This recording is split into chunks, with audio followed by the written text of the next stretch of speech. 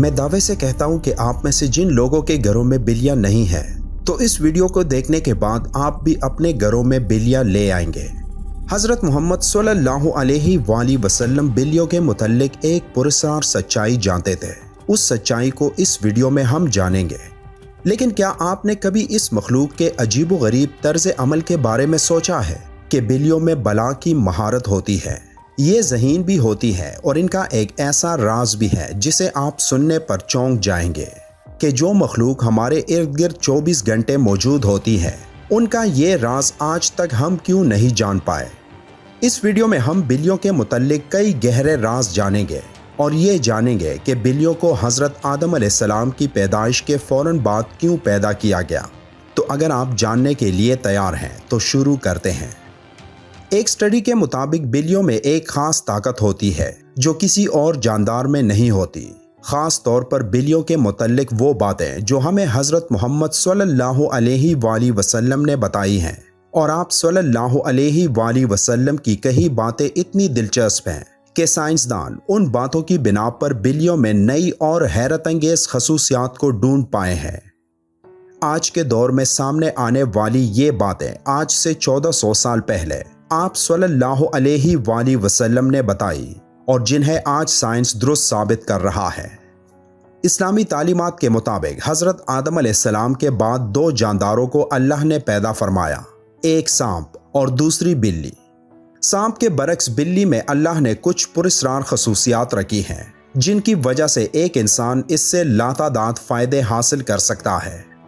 سائنسی اعتبار سے گھر میں بلی پالنے کا ایک بڑا فائدہ ہے، وہ یہ کہ بلیوں کو انسانی لمس بے حد پسند ہوتا ہے اور انسان بھی اس سے محظوظ ہوتا ہے۔ ماہرین کے مطابق بلی کے لمس میں اللہ نے ڈپریشن کے مرض کا علاج رکھا ہے۔ اس کے بالوں میں خاص قسم کے بیکٹیریاز پائے جاتے ہیں جو انسانی جسم میں ڈپریشن کو کم کرنے میں مدد دیتے ہیں۔ بلیوں کے بارے میں سب سے حیرت انگیز بات کا ذکر ہم آگے کرنے والے ہیں، لیکن اس سے پہلے ہم یہ جاننے کی کوشش کرتے ہیں کہ حضرت محمد صلی اللہ علیہ وآلہ وسلم نے بلیوں کے متعلق کیا فرمایا تھا۔ کئی تاریخی کتابوں میں ایک بلی کا ذکر آتا ہے جس کا نام معزہ تھا۔ کئی مسلمان اسکالرز کے مطابق معزہ حضرت محمد صلی اللہ علیہ وآلہ وسلم کی پسندیدہ بلی تھی۔ ایک دفعہ آپ صلی اللہ علیہ وآلہ وسلم ایک مہم پر اپنے لشکر کے ساتھ جا رہے تھے کہ اچانک ان کے سامنے ایک بلی آ گئی جو کہ حاملہ تھی۔ آپ صلی اللہ علیہ وآلہ وسلم نے اپنے پورے لشکر کا رخ دوسرے راستے پر موڑ لیا تاکہ اس بلی کو تکلیف نہ پہنچے، اور ایک صحابی کو اس بلی کی دیکھ بھال پر مامور کر لیا اور حکم دیا کہ جب تک یہ بلی بچے کو جنم نہ دے تب تک وہ وہیں رہے۔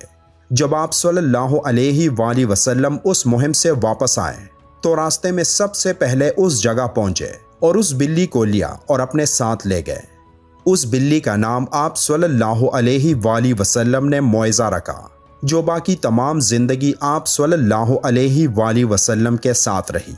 ایک دفعہ آپ صلی اللہ علیہ وآلہ وسلم اذان کی آواز سے فجر کی نماز کے لیے اٹھے اور نماز کی تیاری میں مصروف ہو گئے۔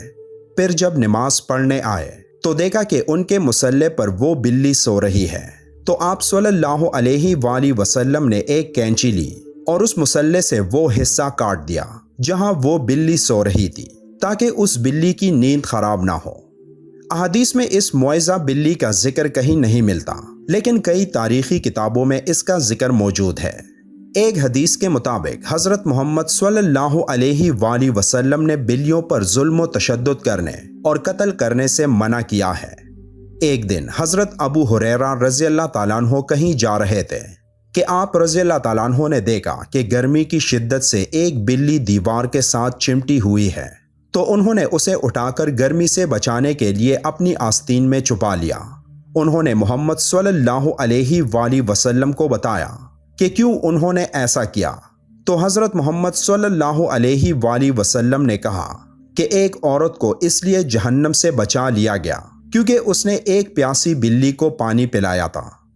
سیدنا عبداللہ بن عمر رضی اللہ تعالیٰ عنہ فرماتے ہیں کہ رسول اللہ صلی اللہ علیہ وآلہ وسلم نے فرمایا، ایک عورت کو بلی کی وجہ سے عذاب ہوا، اس نے بلی کو قید کر کے رکھا یہاں تک کہ وہ مر گئی، پھر اسی بلی کی وجہ سے وہ جہنم میں گئی۔ جب اس نے بلی کو قید میں رکھا تو نہ کھانا دیا، نہ پانی، اور نہ ہی اسے آزاد کیا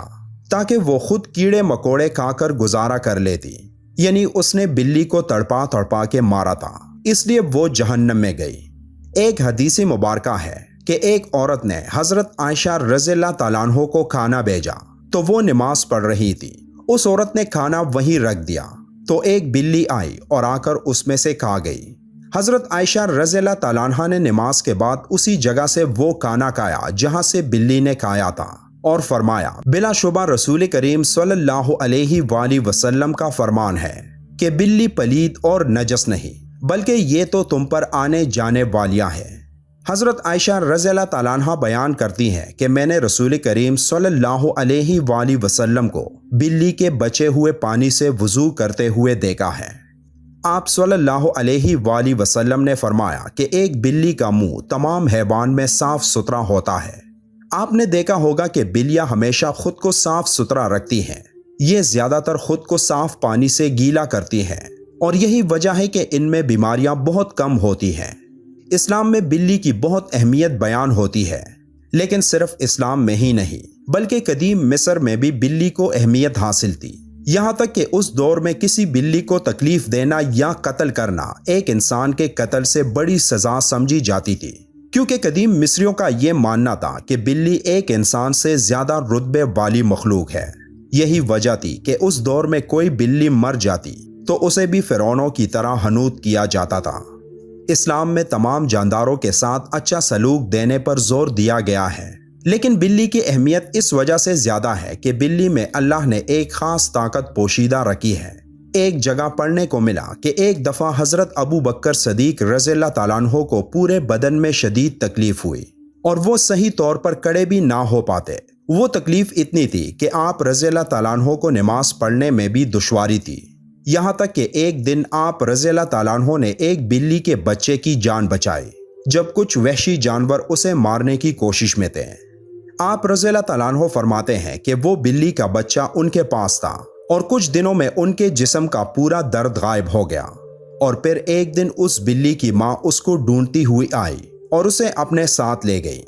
آپ رضی اللہ تعالیٰ عنہ فرماتے ہیں کہ اس دن کے بعد ان کو درد نہیں ہوا۔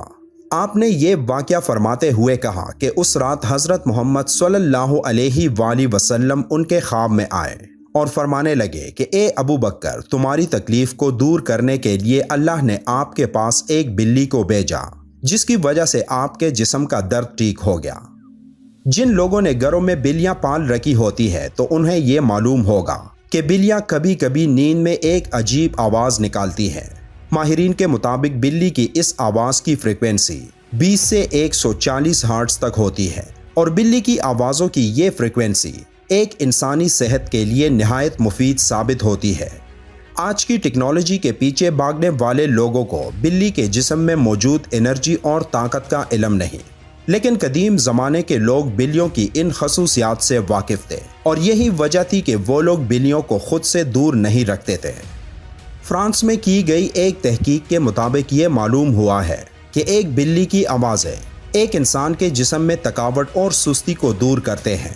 یہ بھی کہا گیا کہ ایک بلی کے قریب رہنے سے جسم کے زخموں میں انفیکشن کا خطرہ کم ہوتا ہے اور وہ زخم بھی جلد ٹھیک ہو جاتے ہیں، اور بلیوں کے ان پراسرار آوازوں کی فریکوینسی سے ہارٹ اٹیک کا خطرہ بھی کم ہو جاتا ہے۔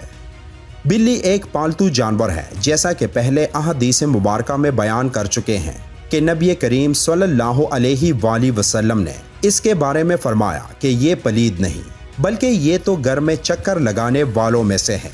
تو بلی کی تمام تر قباحتوں کے باوجود رسول اکرم صلی اللہ علیہ وآلہ وسلم نے اس کے ساتھ نرمی کا اظہار فرمایا ہے۔ اگر کوئی بلی خونخوار ہو اور گھر کا نقصان کرتی ہے تو اسے مارنے کی بجائے پکڑ کر کسی دور دراز علاقے میں چھوڑ دیا جائے تاکہ وہ اپنا ٹھکانہ بدل لے، لیکن اسے قتل کرنے کی اجازت نہیں دی جا سکتی اور نہ ہی تکلیف دینے کی۔